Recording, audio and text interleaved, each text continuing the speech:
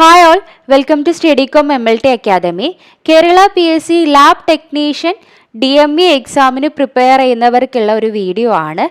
നമ്മൾ ഇന്ന് ഉദ്ദേശിക്കുന്നത് സിലബസ് ഓറിയൻറ്റഡ് ആയിട്ട് ക്വസ്റ്റ്യൻ പേപ്പർ ഡിസ്കഷൻ ആണ്. അപ്പോൾ നമ്മൾ ഇന്ന് ഡിസ്കസ് ചെയ്യാൻ പോകുന്ന സബ്ജക്റ്റ് ബയോകെമിസ്ട്രി ആണ്.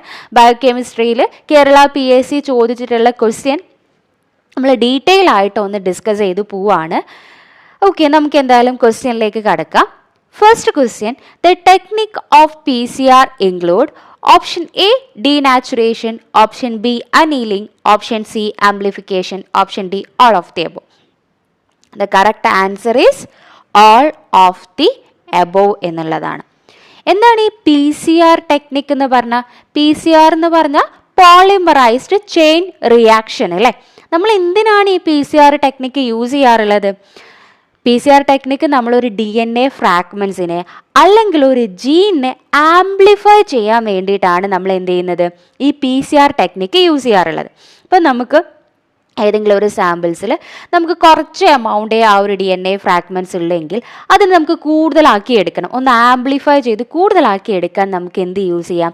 PCR ടെക്നിക്സ് യൂസ് ചെയ്യാം. ഈ PCR പേരിൽ തന്നെയുണ്ട് പോളിമറൈസ്ഡ് ചെയിൻ റിയാക്ഷൻ എന്നാണുള്ളത്. സോ നമ്മൾ കറൻ്റ്ലി ഈ PCR ഒക്കെ നമ്മൾ യൂസ് ചെയ്യാറുള്ളത് എന്തിനാണ്? ഇപ്പോൾ പല ഓർഗാനിസത്തിൻ്റെ ജനറ്റിക് മെറ്റീരിയൽ ഡിറ്റക്ട് ചെയ്യാൻ വേണ്ടിയിട്ട് നമ്മൾ ഈ PCR യൂസ് ചെയ്യാറുണ്ട് അല്ലേ. ഇപ്പോൾ വൈറസസിൻ്റെ പോലെയുള്ള ഡിറ്റക്ഷനൊക്കെ നമ്മൾ ഈ PCR ടെക്നിക്ക് ഇപ്പം കറൻ്റ്ലി യൂസ് ചെയ്യുന്നുണ്ട്.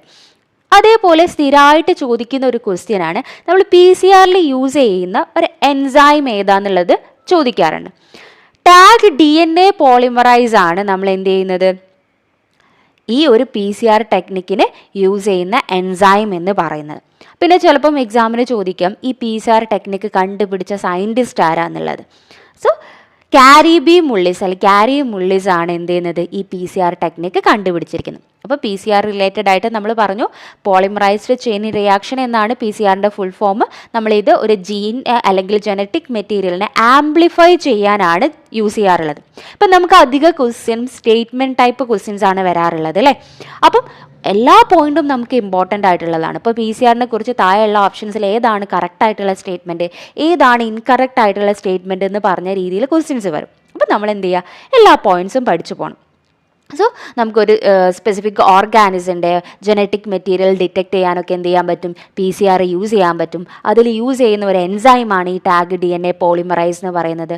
ഇത് കണ്ടുപിടിച്ച സയൻറ്റിസ്റ്റാണ് കാരി മുള്ളിസ്. സോ ഇതിന് എന്നാൽ നമ്മുടെ ക്വസ്റ്റ്യൻ എന്തായിരുന്നു? PCRൻ്റെ സ്റ്റെപ്പുകൾ ഏതൊക്കെയാണെന്നുള്ളതായിരുന്നു. ഇനി നമുക്ക് PCRൻ്റെ സ്റ്റെപ്സ് നോക്കാം. PCRൻ്റെ സ്റ്റെപ്സ് നമ്മൾ 3 ഡിവൈഡ് ചെയ്തിട്ടുണ്ട്.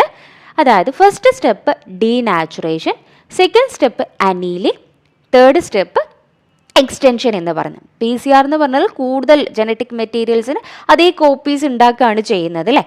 സോ അപ്പോൾ ഫസ്റ്റ് സ്റ്റെപ്പിൽ നമ്മൾ ഡീനാച്ചുർ ചെയ്യുകയാണ് ചെയ്യുന്നത്. ഒരു ഡബിൾ സ്റ്റാൻഡേർഡ് ആയിട്ടുള്ള DNA ഫ്രാഗ്മെൻറ്റ്സിന് നമ്മൾ അതിനെ ഡീനാച്ചുർ ചെയ്തിട്ട് 2 സ്റ്റാൻഡാക്കി മാറ്റുകയാണ്. ഈ ഒരു ഡീനാച്ചുറേഷൻ ചെയ്യുന്ന ടെമ്പറേച്ചർ ഇവിടെ ഇമ്പോർട്ടൻ്റ് ആണ്. അപ്പോൾ ചിലപ്പോൾ എന്നല്ല, എക്സാമിന് ചോദിച്ചിട്ടുണ്ട് ഈ ഡീനാച്ചുറേഷൻ്റെ ടെമ്പറേച്ചർ എത്രയാണെന്നുള്ളത്. സോ 95 ഡിഗ്രി സെൽഷ്യസ് ആണ് ഡീനാച്ചുറേഷൻ ചെയ്യുന്ന ടെമ്പറേച്ചർ എന്ന് പറയുന്നത്. അങ്ങനെ ഡീനാച്ചുറേറ്റ് ചെയ്ത് 2 സ്റ്റാൻഡ് ആയിക്കഴിഞ്ഞാൽ അടുത്ത സ്റ്റെപ്പാണ് അനീലിംഗ് എന്ന് പറയുന്നത്. കാരണം നമ്മൾ PCRൽ പ്രൈമേഴ്സ് ആഡ് ചെയ്തിട്ടുണ്ട്. ഈ പ്രൈമേഴ്സ് പോയി ഇവിടെ ബൈൻഡ് ചെയ്യുന്ന സ്റ്റെപ്പാണ് ഈ അനീലിംഗ് എന്ന് പറയുന്നത്. സോ ഈ ഒരു സ്റ്റെപ്പ് നമ്മൾ നടക്കുന്നത് നേരത്തെ 95-ലായിരുന്നു ഡീനാച്ചുറേഷൻ നടന്നതെങ്കിൽ ടെമ്പറേച്ചർ നമ്മൾ കുറച്ചു 55-ലേക്ക് മാറ്റി. 55-ലാണ് ഏത് സ്റ്റെപ്പ് നടക്കുന്നത്? അനീലിംഗ് എന്ന് പറയുന്ന സ്റ്റെപ്പ് നടക്കുന്നത്. സോ ലാസ്റ്റ് സ്റ്റെപ്പ് ഏതാണ്? എക്സ്റ്റൻഷൻ എന്ന് പറയുന്ന സ്റ്റെപ്പാണ്. എക്സ്റ്റൻഷൻ എന്ന് പറയുന്നത് നമ്മൾ ഡബിൾ സ്റ്റാൻഡേർഡ് ആയിട്ട് 2 കോപ്പീസ് ഉണ്ടാകുന്ന ആ ഒരു സ്റ്റെപ്പാണ് എക്സ്റ്റൻഷൻ, അല്ലെങ്കിൽ ഇലോങ്ങേഷൻ, ആംപ്ലിഫിക്കേഷൻ എന്നൊക്കെ പറയാറുണ്ട്. മാറിപ്പോണ്ട, ഇതിന് പകരം വേറെ വേർഡ്സ് വന്നാൽ ഇനിയിപ്പോൾ അതിലെ സ്റ്റെപ്പ് അല്ലല്ലോ എന്നുള്ള ഡൗട്ടൊന്നും വേണ്ട. ഇത് തന്നെയാണ് എക്സ്റ്റൻഷൻ, ഇലോങ്ങേഷൻ, ആംപ്ലിഫിക്കേഷൻ എന്നൊക്കെ ചിലപ്പോൾ തേർഡ് സ്റ്റെപ്പിന് പറയാം. ഇത് നടക്കുന്ന ടെമ്പറേച്ചറും നോട്ട് ചെയ്ത് വെക്കുക. 72, 95, 55, 72 അങ്ങനെയാണ് ടെമ്പറേച്ചർ വരുന്നത് കേട്ടോ. അപ്പോൾ ഡീനാച്ചുറേഷൻ, അനീലിംഗ്, എക്സ്റ്റൻഷൻ എന്ന് പറയുന്ന സ്റ്റെപ്പാണ് PCRൻ്റെ 3 സ്റ്റെപ്പുകൾ എന്ന് പറയുന്നത്. ഓക്കെ, നെക്സ്റ്റ് ക്വസ്റ്റ്യൻ നമുക്ക് നോക്കാം. Technique used for the identification of specific DNA fragment. Option A southern blot, option B western blot, option C northern blot, option D all of the above. ഏതാണ് correct answer? Yes, southern blot. നമ്മൾ blotting ടെക്നിക്കുകളുണ്ട്, പല type blotting ടെക്നിക്കുകളുണ്ട്. Southern blot, northern blot, western blot, dot blot എന്നൊക്കെ പറഞ്ഞ് different type of blotting ടെക്നിക്കുകളുണ്ട്. So ഈ ഒരു കേസിൽ നമ്മൾ സദേൺ ബ്ലോട്ട് ചെയ്യുന്നത് DNA ഫ്രാഗ്മെൻറ്റ്സിനെ ഐഡൻറ്റിഫൈ ചെയ്യാൻ വേണ്ടിയിട്ടാണ്. നോർത്തേൺ ബ്ലോട്ട് ചെയ്യുന്നത് RNA ഫ്രാഗ്മെൻറ്റ്സിനെ ഐഡൻറ്റിഫൈ ചെയ്യാൻ വേണ്ടിയിട്ടാണ്. അതേപോലെ ഡോട്ട് ബ്ലോട്ട് ചെയ്യുന്നത് DNA ഫ്രാഗ്മെൻറ്റ്സിൻ്റെയും RNA ഫ്രാഗ്മെൻറ്റ്സിനെയും നമുക്ക് ഐഡൻറ്റിഫൈ ചെയ്യാൻ പറ്റും. വെസ്റ്റേൺ ബ്ലോട്ടിനാണെങ്കിൽ നമ്മൾ പ്രോട്ടീനെ ഐഡൻറ്റിഫൈ ചെയ്യാൻ വേണ്ടിയിട്ടാണ്. ഈ വെസ്റ്റേൺ ബ്ലോട്ട് നമുക്ക് വേറെ എവിടെയോ നമ്മൾ പഠിച്ചിട്ടുണ്ട് അല്ലേ? യെസ്, HIV ഒരു കൺഫർമേറ്ററി മെത്തേഡാണ് ഈ വെസ്റ്റേൺ ബ്ലോട്ട് എന്ന് പറയുന്നത്. ഓക്കെ, സോ അപ്പം സദേൺ ബ്ലോട്ട് DNA ആണ്, നോർത്തേൺ ബ്ലോട്ട് RNAൻ്റെ ഐഡൻറ്റിഫിക്കേഷനാണ്, വെസ്റ്റേൺ ബ്ലോട്ട് പ്രോട്ടീൻ്റെതാണ്, ഡോട്ട് ബ്ലോട്ട് RNAക്കും DNAക്കും. അപ്പോൾ ഇപ്പോൾ ക്വസ്റ്റ്യനിൽ ചോദിച്ചത് സദേൺ ബ്ലോട്ട് ആണെങ്കിൽ ചിലപ്പോൾ അടുത്ത ക്വസ്റ്റ്യൻ പേപ്പറിൽ നോർത്തേൺ ബ്ലോട്ടോ വെസ്റ്റേൺ ബ്ലോട്ടോ ഒക്കെ ചോദിക്കാം. അപ്പോൾ എല്ലാ ബ്ലോട്ടുകളും എന്തിനു വേണ്ടിയിട്ടാണെന്നുള്ളത് പഠിച്ചു വെക്കുക. Okay, next. BSP test is used to detect option A excretory function of liver, option B synthetic function of liver, option C detoxification function of liver, option D none of this. ഏതാണ് correct answer വരുന്നത്? Yes, excretory function of liver. നമ്മൾ BSP test ചെയ്യുന്നത് ലിവറിൻ്റെ excretory function അറിയാൻ വേണ്ടിയിട്ടാണ്. അതായത് നമ്മൾ liver function ടെസ്റ്റിനെ നമ്മൾ പല കാറ്റഗറി ആയിട്ട് ക്ലാസിഫൈ ചെയ്തിട്ടുണ്ട്.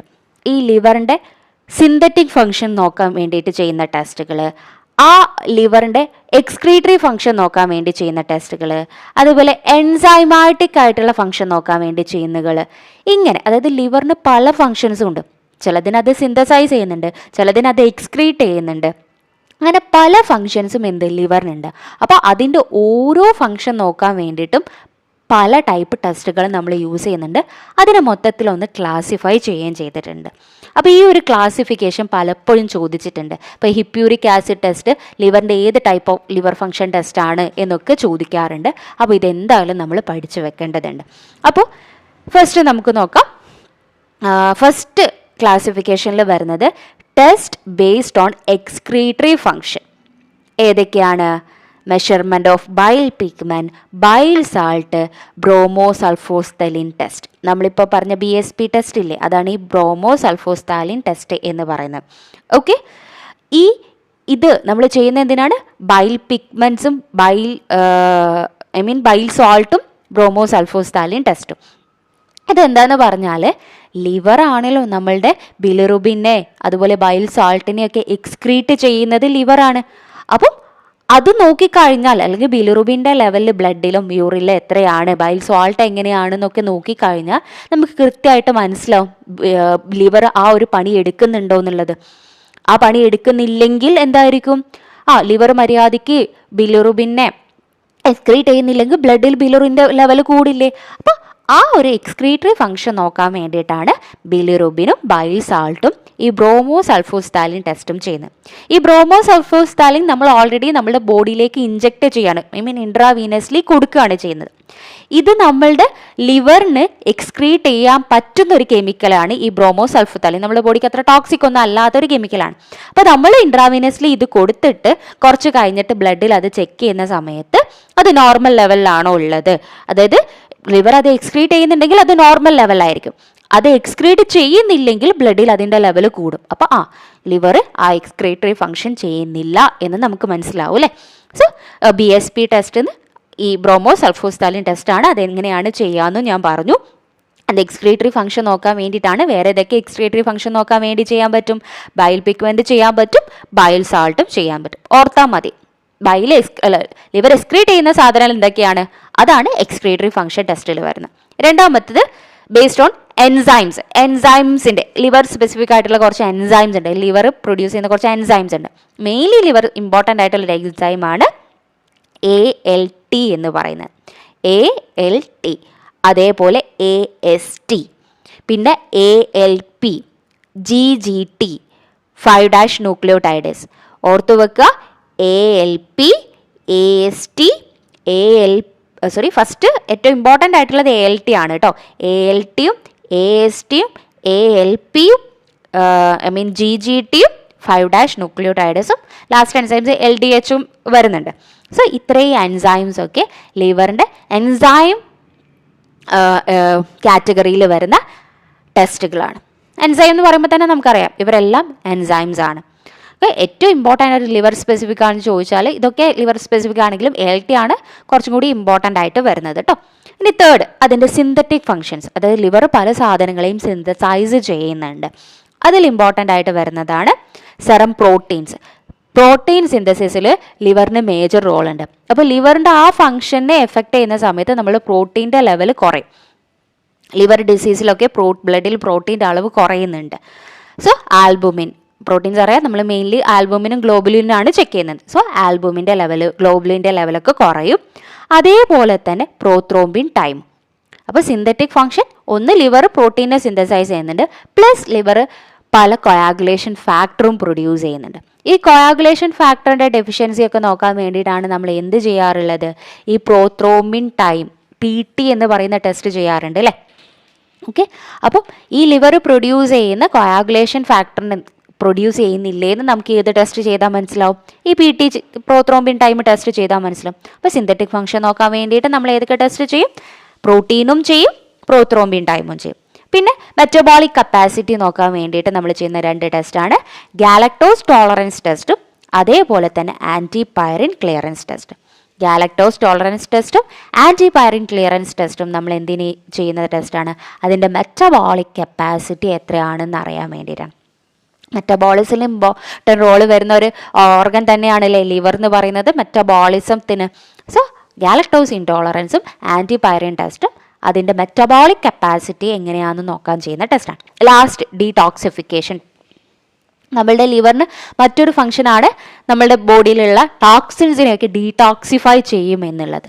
സോ അതിൽ വരുന്ന ടെസ്റ്റാണ് ഹിപ്പ്യൂരിക് ആസിഡ് സിന്തസിസ് ടെസ്റ്റ് അല്ലെങ്കിൽ ഹിപ്പ്യൂരിക് ആസിഡ് ടെസ്റ്റ് എന്നുള്ളത്. ഇത് പല ക്വസ്റ്റ്യൻ പേപ്പറിലും കണ്ടിട്ടുള്ളതാണ് ഹിപ്പ്യൂരിക് ആസിഡ് സിന്തസിസ് എന്ന് പറയുന്നത്. സോ ഇത്രയാണ് ലിവർ ഫംഗ്ഷൻ ടെസ്റ്റിൻ്റെ ക്ലാസിഫിക്കേഷൻ. നമുക്ക് ചോദിച്ചിട്ടുള്ള ക്വസ്റ്റ്യൻ BSP ആയിരുന്നു. അത് ലിവറിൻ്റെ എക്സ്ക്രീറ്ററി ഫങ്ഷൻസിൽ വരുന്ന ഒരു ടെസ്റ്റാണ്. Okay, next, paradimethyl amino benzaldehyde is use to detect dash in urine. Option A blood, option B bilirubin, option C bile salt, option D urobilinogen. ഏതാണ് correct answer? Yes, യൂറോബിലിനോജൻ. അപ്പോൾ നമ്മൾ ചിലപ്പോൾ പാരാഡൈമീഥൈൽ amino benzaldehyde യൂറോബിലിനോജൻ എന്ന് കേട്ടിട്ടുണ്ടാവില്ല. പക്ഷേ യൂറോബിലിനോജന് കേട്ടിട്ടുള്ള 2 ടെസ്റ്റാണ് എർലീസ് ടെസ്റ്റും അതേപോലെ തന്നെ വാട്സൺ ആൻഡ് ഷ്വാർട്സ് ടെസ്റ്റും എന്ന് പറയുന്നത് അല്ലേ. ഇതിൽ ഏർലീസ് ടെസ്റ്റിലെ റിയേജൻ്റ് ആണ് ഡൈമീഥൈൽ അമിനോ ബെൻസാൽഡിഹൈഡ് എന്ന് പറഞ്ഞത്. സാധാരണ എർലിച്ചിന് പകരം കുറച്ചും കൂടി ഒന്ന് സ്പെസിഫിക് ആയിട്ട് PSC ക്വസ്റ്റ്യൻ ചോദിച്ചു. അപ്പോൾ സത്യം പറയുകയാണെങ്കിൽ നമ്മൾ വെറുതെ PSC ക്വസ്റ്റ്യൻ പേപ്പറിൽ ആ കറക്റ്റ് ക്വസ്റ്റ്യൻ ആൻഡ് ആൻസർ മാത്രം പഠിച്ചു പോയാൽ പോരാ, അതിനെക്കുറിച്ച് ഡീറ്റെയിൽ ആയിട്ടുള്ള ആ ഒരു ഏരിയ നമ്മളൊന്ന് കവർ ചെയ്യുന്നത് നല്ലതാണ്. സോ അപ്പോൾ യൂറോബിലിനോജന് നമ്മൾ ചെയ്യുന്ന ടെസ്റ്റുകൾ ഏതൊക്കെയാണ്? യൂറോബിലിനോജൻ യൂറിനിൽ നമ്മൾ ഡിറ്റക്ട് ചെയ്യാൻ വേണ്ടി ചെയ്യുന്ന ടെസ്റ്റുകളാണ് എർലിച്ച് ടെസ്റ്റും വാട്സൺ ആൻഡ് ഷ്വാർട്സ് ടെസ്റ്റും എന്ന് പറയുന്നത്. ബ്ലഡ്, യൂറിനിൽ ബ്ലഡ് ഉണ്ടെങ്കിൽ അതിന് നമ്മൾ ചെയ്യുന്ന ടെസ്റ്റാണ് ബെൻസിഡിൻ ടെസ്റ്റും അതേപോലെ ഓർത്തോട്ടോളിഡിൻ test.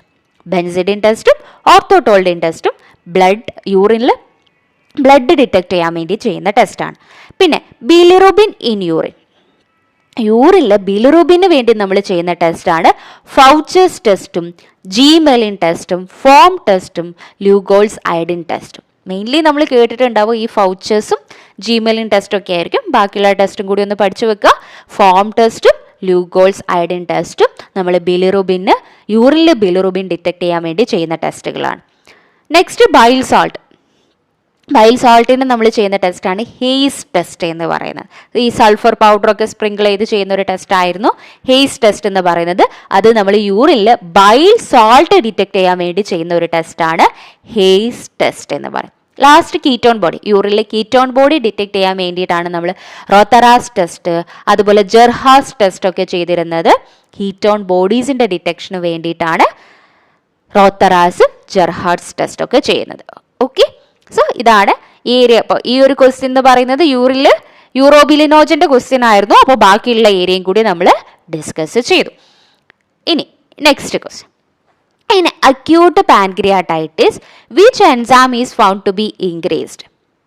Option A, LDH, option B, ALP, option C, ALT, option D, amylase. Correct answer ഏതാണ്? Yes.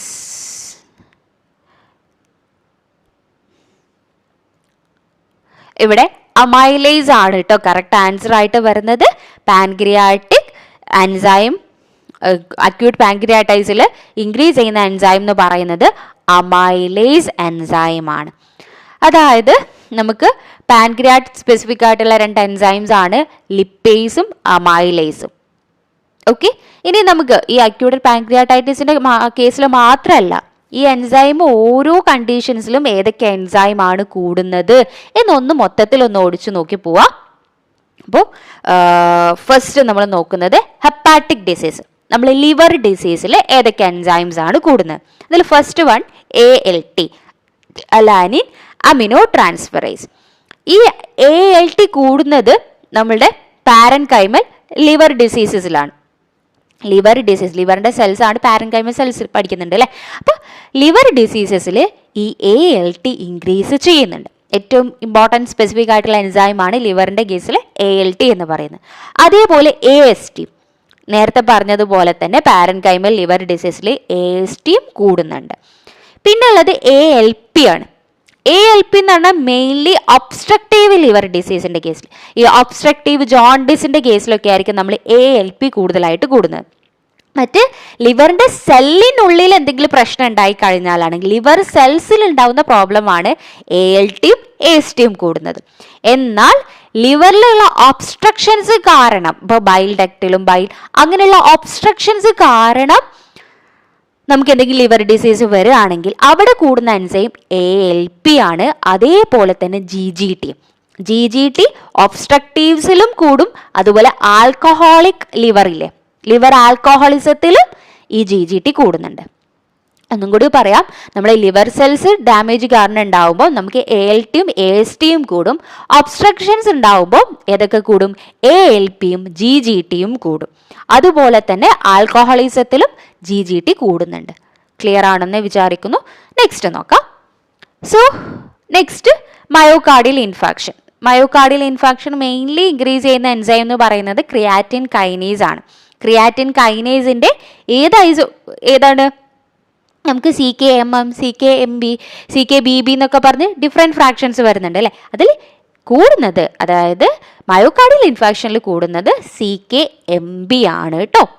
ഹാർട്ടിൽ കാണുന്നതാണ് ഈ CKMB. സോ മയോകാർഡിയൽ ഇൻഫാക്ഷനിൽ കൂടുന്നത് CKMB ആണ്. ഇനി ബോൺ ഡിസീസിൽ ALP കൂടുന്നുണ്ട്. കാരണം ഈ ALP പ്രൊഡ്യൂസ് ചെയ്യുന്നത് ലിവർ സെൽസും ബോൺ സെൽസും ഒക്കെ ALP പ്രൊഡ്യൂസ് ചെയ്യുന്നുണ്ട്. സോ ബോൺ ഡിസീസിൽ ഏത് കൂടുന്നുണ്ട്? ALP ഇൻക്രീസ് ചെയ്യുന്നുണ്ട്. മെയിൻലി ഈ റിക്കറ്റ്സ് അതേപോലെ പാഗറ്റ് ഡിസീസിലൊക്കെ ALP. ചിലപ്പോൾ ക്വസ്റ്റ്യൻ ബോൺ ഡിസീസിന് പകരം ഈ റിക്കറ്റ്സും പാഗറ്റ് ഡിസീസും ഒക്കെ ചോദിക്കാം. അപ്പോൾ റിക്കറ്റ്സ് എന്ന് പറയുന്നത് നിങ്ങൾക്കറിയാം ബോൺ റിലേറ്റഡ് ആയിട്ടുള്ള കണ്ടീഷനാണ്, അല്ലെങ്കിൽ പാഗറ്റ് ഡിസീസ് എന്ന് പറയുന്നത്. അപ്പോൾ അവിടെ നിങ്ങൾ ആലോചിച്ചെടുക്കുക, ALP ഇൻക്രീസ് ചെയ്യും. അത് ആലോചിക്കാൻ ALP പ്രൊഡ്യൂസ് ചെയ്യുന്നത് ലിവർ സെല്ലും ബോൺ സെല്ലും ഒക്കെ പ്രൊഡ്യൂസ് ചെയ്യുന്നുണ്ട് എന്നുള്ളത് ആലോചിച്ച് വെക്കുക. Okay, next muscle disease. നമ്മൾ ഓൾറെഡി CKന്റെ അല്ലെങ്കിൽ ക്രിയാറ്റിൻ കൈനേസിനെ കുറിച്ച് പറഞ്ഞു അല്ലേ. ഈ ക്രിയാറ്റിൻ കൈനേസിന്റെ CKMM ആണ് മസിൽ ഡിസീസിൽ മെയിൻലി കൂടുന്നത്. അതേപോലെ തന്നെ AST ഇതിനു മുന്നേ നമ്മൾ എവിടെയാണ് പറഞ്ഞത്? ലിവർ ഡിസീസിന്റെ കേസിലായിരുന്നു. ഇവിടെ മസിൽ ഡിസീസിന്റെ കേസിലും എന്ത് ചെയ്യുന്നുണ്ട്? AST കൂടുന്നുണ്ട്. അതുപോലെ തന്നെ ആൽഡോലൈസ് എൻസൈമും കൂടുന്നുണ്ട്. ഇത് ആൽഡോലേസ് എന്ന് പറയുന്നത് AST മസിൽ സ്പെസിഫിക് ആയിട്ടുള്ള എൻസൈം അല്ല ഈ ASTയും ആൽഡോലേസും. പക്ഷേ മസിൽ ഡിസീസ് എന്തെങ്കിലും വരുമ്പോൾ അത് കൂടുന്നുണ്ട് എന്നുള്ളതാണ്. ഓക്കെ, സോ നെക്സ്റ്റ് പ്രോസ്റ്റാറ്റ് ക്യാൻസറിൻ്റെ കേസിൽ നമുക്കറിയാം, പ്രോസ്റ്റേറ്റ് ക്യാൻസറിൻ്റെ കേസിൽ മെയിൻലി പ്രോസ്റ്റാറ്റിക് സ്പെസിഫിക് ആയിട്ടുള്ള എൻസൈം എന്ന് പറയുന്നത് ACP ആണ്, ആസിഡ് ഫോസ്ഫറ്റേസ് ആണ്. സോ പ്രോസ്റ്റാറ്റിക് ക്യാൻസറിൻ്റെ കേസിൽ എന്ത് ചെയ്യുന്നുണ്ട്, ACP ആണ് ഇൻക്രീസ് ചെയ്യുന്നത്. ഇനി പാൻക്രിയാറ്റിക് ഡിസീസിൻ്റെ കേസിൽ മെയിൻലി പാൻക്രിയാറ്റിക് സ്പെസിഫിക് എൻസൈം ഏതാണെന്ന് ചോദിച്ചാൽ ഇപ്പോൾ ലിപ്പേസ് ആണോ അമൈലേസ് ആണോ എന്ന് പറഞ്ഞാൽ കുറച്ചുകൂടി സ്പെസിഫിക് ആയിട്ടുള്ളത് ലിപ്പേസ് ആണ്. എന്നാൽ അമൈലേസും പാൻക്രിയാറ്റിക് കണ്ടീഷനിൽ എന്ത് ചെയ്യുന്നുണ്ട്, ഇൻക്രീസ് ചെയ്യുന്നുണ്ട്, അമൈലേസും ലിപ്പേസും. ഓക്കെ, ഇത്രയാണ് നമ്മൾ ഓരോ കണ്ടീഷനിലും എലിവേറ്റ് ചെയ്യുന്ന എൻസൈമിനെ കുറിച്ച് പറയാനുള്ളത്. നമുക്ക് നെക്സ്റ്റ് ക്വസ്റ്റ്യൻ നോക്കാം. The end product of nucleic acid metabolism. Option A urea, option B uric acid, option C bilirubin, option D creatine. ഏതാണ് correct answer? Yes, uric acid എന്ന് പറയുന്നത്. നമ്മൾ ഓരോ മെറ്റബോളിസം അങ്ങനെയല്ല, പല നൈട്രജനസ് വേസ്റ്റും ഉണ്ട് അല്ലേ, യൂറിയ, യൂറിക് ആസിഡ്, ക്രിയാറ്റിൻ എന്ന് പറഞ്ഞ് നമ്മൾ കിഡ്നി എക്സ്ക്രീറ്റ് ചെയ്യുന്ന വേസ്റ്റ് ആണ് ഇതെല്ലാം. അപ്പം ഇത് ഓരോന്നും ഓരോ മെറ്റബോളിസത്തിൻ്റെ വേസ്റ്റ് പ്രൊഡക്റ്റ് ആണ് വരുന്നത്. അപ്പോൾ യൂറിയ എന്ന് പറയുന്ന അല്ലെങ്കിൽ യൂറിക് ആസിഡ്, ക്രിയാറ്റിൻ എന്ന് പറയുന്നത് നമ്മുടെ ബോഡിക്ക് ആവശ്യമില്ലാത്ത കാര്യമാണ്. അതായത് ഒരു മെറ്റബോളിസം കഴിഞ്ഞുണ്ടാകുന്ന വേസ്റ്റാണ്. ആ വേസ്റ്റ് നമ്മുടെ ബോഡിക്ക് ആവശ്യമില്ല. അത് ഓൾറെഡി എക്സ്ക്രീറ്റ് ചെയ്യുന്നത് എങ്ങനെയാണ്? ത്രൂ യൂറിനിലൂടെ, കിഡ്നിയിലൂടെയാണ് അത് പോകുന്നത്. കിഡ്നി അതിനെ ഫിൽട്ടർ ചെയ്ത് യൂറിനിലൂടെയാണ് അത് പോകുന്നത്. സോ ഓരോന്നും ഏതിൻ്റെ മെറ്റബോളിസത്തിൻ്റെ വേസ്റ്റ് പ്രൊഡക്റ്റാണെന്ന് നമുക്ക്. യൂറിയ എന്ന് പറയുന്നത് പ്രോട്ടീൻ മെറ്റബോളിസത്തിൻ്റെ വേസ്റ്റ് പ്രൊഡക്റ്റാണ്. യൂറിക് ആസിഡ് എന്ന് പറയുന്നത് ന്യൂക്ലിക് ആസിഡ് മെറ്റബോളിസത്തിൻ്റെതാണ്. ക്രിയാറ്റിൻ എന്ന് പറയുന്നത് മസിൽ മെറ്റബോളിസത്തിൻ്റെ. പല ക്വസ്റ്റ്യൻ പേപ്പറും ഇത് മൂന്നും ചോദിച്ച് കാണാറുണ്ട് കേട്ടോ. Urea protein metabolism, uric acid nucleic acid metabolism, creatinine muscle metabolism. Clear ആണെന്ന് വിചാരിക്കുന്നു. ചിലപ്പോൾ യൂറിക് ആസിഡിൻ്റെ സ്പെസിഫിക് ആയിട്ട് പ്യൂരിൻ മെറ്റബോളിസം എന്നും ചോദിക്കാറുണ്ട്. പ്യൂരിൻസും പിരമിഡിൻസും ഉണ്ടല്ലോ. അപ്പോൾ പ്യൂരിൻ മെറ്റബോളിസം എന്ന് ചിലപ്പോൾ സ്പെസിഫിക് ആയിട്ട് ചോദിക്കാം. Okay, next question. Xerophthalmia is caused by the deficiency of vitamin. Option A vitamin A, option B vitamin C, option C vitamin E, option D vitamin D. Correct answer ഏതാണ്? Vitamin A. Xerophthalmia എന്ന് പറയുന്നത് നമ്മളൊരു I related conditions ആണ് അല്ലേ. നമ്മൾ ഐയുമായിട്ട് ബന്ധപ്പെട്ട vitamin ഏതാണ്? Yes, vitamin A ആണ്. അപ്പോൾ ഞാൻ ഡീറ്റെയിൽ ആയിട്ട് മൊത്തത്തിൽ വൈറ്റമിൻസ് ഒന്ന് പറഞ്ഞുതരാം. ഉദ്ദേശിക്കുന്നത് ഓരോ വൈറ്റമിൻ ഏതൊക്കെയാണ്, അതിൻ്റെ മറ്റ് പേരുകൾ ഏതൊക്കെയാണ്, അത് കാരണം ഉണ്ടാകുന്ന ഡെഫിഷ്യൻസികൾ ഏതൊക്കെയാണ്, ഇത്രയാണ് നമ്മൾ പറയാൻ ഉദ്ദേശിക്കുന്നത്. സോ ആദ്യം നമുക്ക് വൈറ്റമിൻസിനെ രണ്ടായിട്ട് ക്ലാസിഫൈ ചെയ്യാറുണ്ട് അല്ലേ. വാട്ടറിൽ സൊല്യൂബിൾ ആയിട്ടുള്ള വൈറ്റമിൻസും ഉണ്ട്, അതേപോലെ തന്നെ ഫാറ്റിൽ സൊല്യൂബിൾ ആയിട്ടുള്ള വൈറ്റമിൻസും ഉണ്ട്. വാട്ടറിൽ സൊല്യൂബിൾ ആയിട്ടുള്ള വൈറ്റമിൻസ് ഏതൊക്കെയാണ്? അല്ലെങ്കിൽ ഫസ്റ്റ് ഫാറ്റ് സൊല്യൂബിൾ ആയിട്ടുള്ളത് നമ്മൾ എപ്പോഴും പറയാറുള്ളത് ADEK. Vitamin A, vitamin D, vitamin E, vitamin K എന്ന് പറയുന്നത് ഫാറ്റ് സൊല്യൂബിൾ ആയിട്ടുള്ള വൈറ്റമിൻസ് ആണ്. സോ സത്യം പറയുകയാണെങ്കിൽ ഇത് നമ്മളുടെ ബോഡിയിൽ ട്രാൻസ്പോർട്ട് ചെയ്യണമെങ്കിൽ ഫാറ്റിൻ്റെ ഹെൽപ്പോട് കൂടിയിട്ടാണ് അത് എന്ത് ചെയ്യുന്നത്, നമ്മളെ ബോഡിയിൽ ട്രാൻസ്പോർട്ട് ചെയ്യുന്നത്. വാട്ടർ സൊല്യൂബിൾ ആയിട്ടുള്ള വൈറ്റമിൻ ഏതൊക്കെയാണ്? വൈറ്റമിൻ ബി കോംപ്ലക്സും വൈറ്റമിൻ സിയും ആണ്. വൈറ്റമിൻ ബി കോംപ്ലക്സും വൈറ്റമിൻ സിയും എന്താണ്? ഫാറ്റ് സൊല്യൂബിൾ വൈറ്റമിൻസ് ആണ്. വൈറ്റമിൻ ബി കോംപ്ലക്സ് എന്ന് പറഞ്ഞാൽ നമ്മൾ B1 to B12 വരെ ഉണ്ട്. അത് ഓരോന്നും നമുക്ക് നോക്കാം. ഓക്കെ, സോ നമുക്ക് ഓരോന്നിൻ്റെയും പേരും കാര്യങ്ങളൊക്കെ ഡീറ്റെയിൽ ആയിട്ട് പഠിക്കാം. ആദ്യം നമുക്ക് ഫാറ്റ് സൊല്യൂബിൾ, ഇതിൽ മിക്സ് ആയിട്ടാണ് ഉള്ളത്, നമുക്ക് ഓരോന്ന് എടുത്ത് പഠിക്കുക. ആദ്യം ഫാറ്റ് സൊല്യൂബിൾ ആയിട്ടുള്ള വൈറ്റമിനെ നോക്കാം. Fat soluble vitamin vitamin ADEK ആണ് അല്ലേ. ഫസ്റ്റ് വൈറ്റമിൻ എ എടുക്കുക. വൈറ്റമിൻ എനെ നമ്മൾ ചിലപ്പം റെറ്റിനോൾ എന്നോ റെറ്റിനാൽ എന്നോ റെറ്റിനോയിഡ്സ് എന്നൊക്കെ പറയാം. ഈ ഒരു രീതിയിൽ ക്വസ്റ്റ്യൻ ചോദിക്കാറുണ്ട് കേട്ടോ. റെറ്റിനോയിഡ്സ് എന്ന് പറയുന്നത് ഏത് വൈറ്റമിൻ്റെ പേരാണെന്നൊക്കെ ചോദിക്കുക. Vitamin A retinol, retinal, retinoids എന്ന് പറയാം. ഈ റെറ്റിനാൾ നമ്മൾ ഐയുമായിട്ട് റിലേറ്റ് ചെയ്തതാണ്. അപ്പോൾ നമുക്ക് കണ്ണിന് റിലേറ്റ് ചെയ്ത പ്രശ്നങ്ങൾ ആണ് ഉണ്ടാവുക. നേരത്തെ കണ്ടില്ലേ, xerophthalmia, night blindness, keratomalacia, eye related conditions ആയിരിക്കും വൈറ്റമിൻ എന്റെ കുറവ് മൂലം ഉണ്ടാവുന്നത്. ക്ലിയർ? സോ നെക്സ്റ്റ് ADEK ആണ് അല്ലേ. ഡി നോക്കാം. വൈറ്റമിൻ ഡി നമ്മൾ ആദ്യം കേൾക്കാറുണ്ട് അല്ലേ. വൈറ്റമിൻ ഡി എന്ന് പറയുന്നത് അതിൻ്റെ മറ്റു പേരുകളാണ് എർഗോ കാൽസിഫറോളും കോളികാൽസിഫറോളും. അതിൻ്റെ 2 ഫ്രാക്ഷൻസ് ആണ്, എർഗോ കാൽസിഫറോളും കോളികാൽസിഫറോളും. ഇനി എർഗോയും കോളികാൽസിഫറോളും കണ്ടു കഴിഞ്ഞാൽ വൈറ്റമിൻ ഡി ആണെന്ന് ഓർത്ത് വെക്കുക. വൈറ്റമിൻ ഡി കാരണം ഉണ്ടാവുന്ന പ്രശ്നം ഏതൊക്കെയാണ്? നമുക്കറിയാം, റിക്കറ്റ്സും ഓസ്റ്റിയോമലേഷ്യയുമാണ്.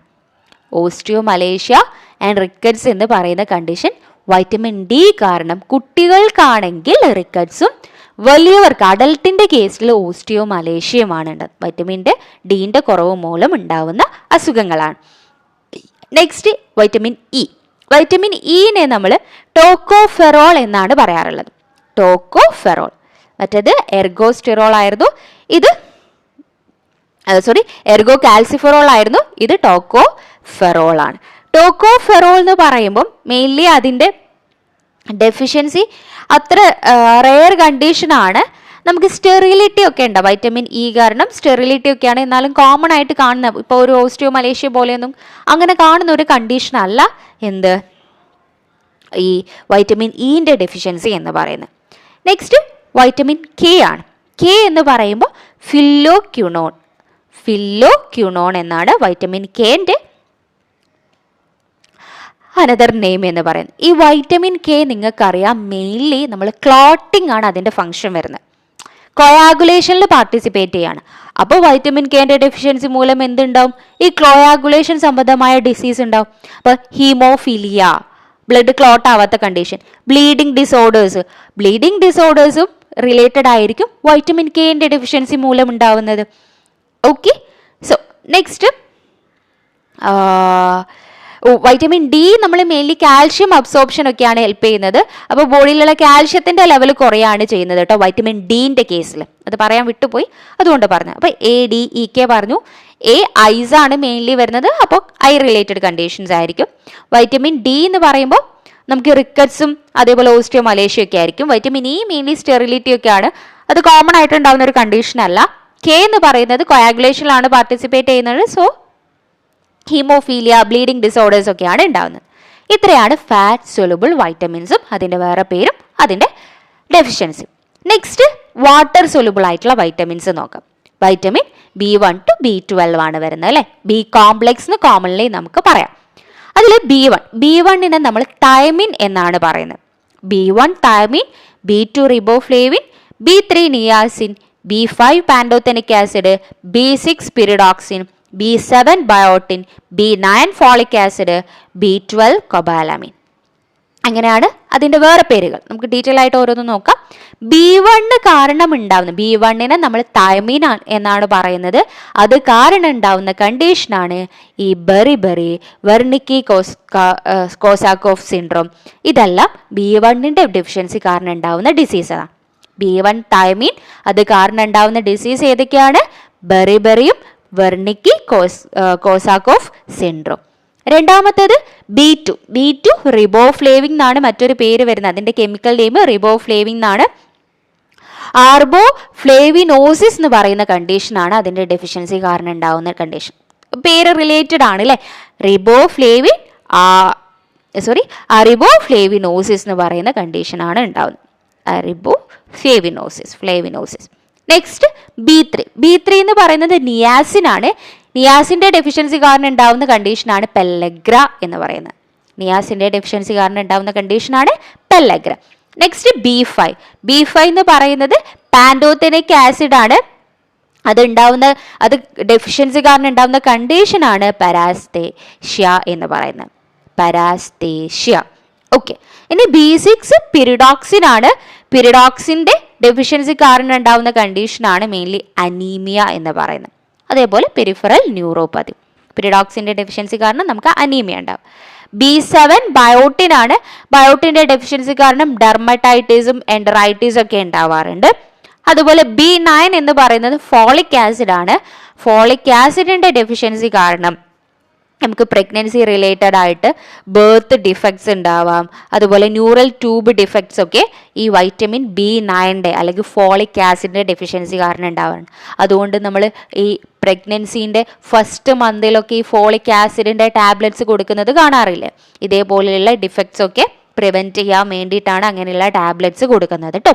B12 എന്ന് പറയുന്നത് കൊബാലമീൻ ആണ്. അത് കാരണം ഉണ്ടാവുന്ന കണ്ടീഷൻ എന്ന് പറയുന്നത് മെഗാലോബ്ലാസ്റ്റിക് അനീമിയ. നിങ്ങൾ വൈറ്റമിൻ B12 ഡെഫിഷ്യൻ്റ് ആയിട്ടുള്ള അനീമിയ പഠിച്ചിട്ടില്ലേ? വൈറ്റമിൻ B12ൻ്റെ ഡെഫിഷ്യൻസി കാരണം ഉണ്ടാവുന്ന അനീമിയ മെഗാലോബ്ലാസ്റ്റിക് അനീമിയ എന്നൊക്കെ പറഞ്ഞ് പഠിച്ചിട്ടുണ്ടാവും. സോ ഇത്ര. അതേപോലെ ലാസ്റ്റ് വൈറ്റമിൻ ബി കോംപ്ലക്സ് കഴിഞ്ഞ വൈറ്റമിൻ സിയുടെ ഡെഫിഷ്യൻസി കാരണം ഉണ്ടാവുന്ന കണ്ടീഷനാണ് സ്കർവി എന്ന് പറയുന്നത്. അപ്പോൾ ഓരോന്നിൻ്റെ പേരുകളും അത് കാരണം ഉണ്ടാവുന്ന കണ്ടീഷൻസും എന്തായാലും പഠിച്ചു വെക്കണം. അത് റിലേറ്റഡ് ആയിട്ട് ഒരു ക്വസ്റ്റ്യൻ എങ്കിലും എപ്പോഴും ചോദിക്കാറുണ്ട്. So